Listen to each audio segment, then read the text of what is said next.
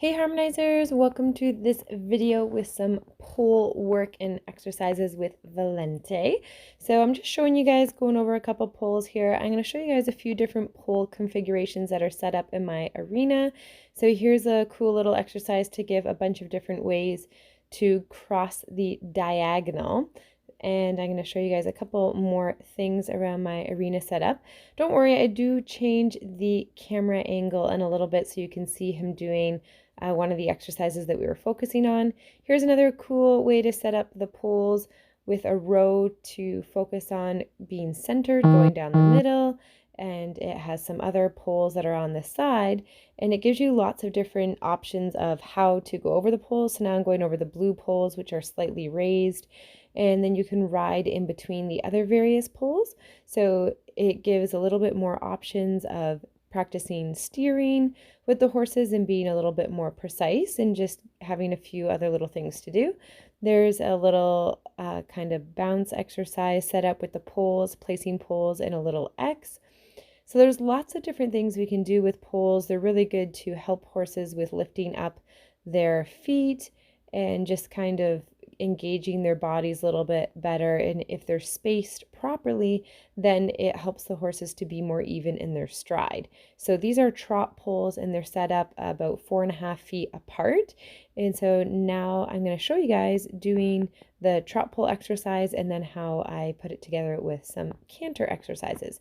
It is super important that if you're doing pole work with your horses that they are set properly. If they're set too oddly, then what's going to happen is it's just going to be really difficult for your horse to find their footing, and you could be at risk for them tripping and falling or injuring themselves, stepping on the pole, things like that. You can space them a little bit different to encourage them to be bigger or smaller in their step, or what's called collected or extended. So here, when you watch Valiente go over the poles, what we're looking for is that he takes one step in between each pole. So just one beat and then lifts his legs up and over the poles.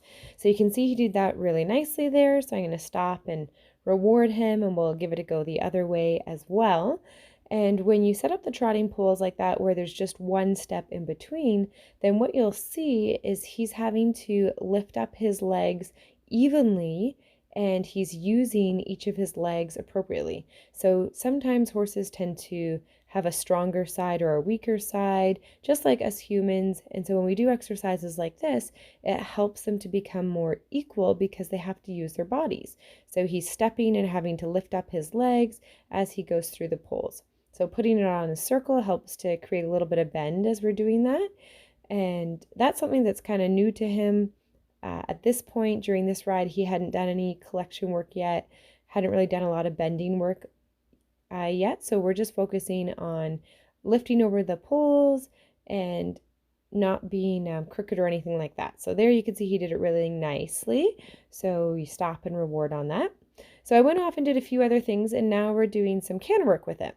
So here we're going to go for a canter circle. I apologize, I leave the frame for a second, but you can see my shadow as we come around, and so we do a large canter circle, and then we're practicing transitioning down to a trot again as we come through the poles. We wouldn't want to canter through there because they're not set for cantering. He might hurt himself.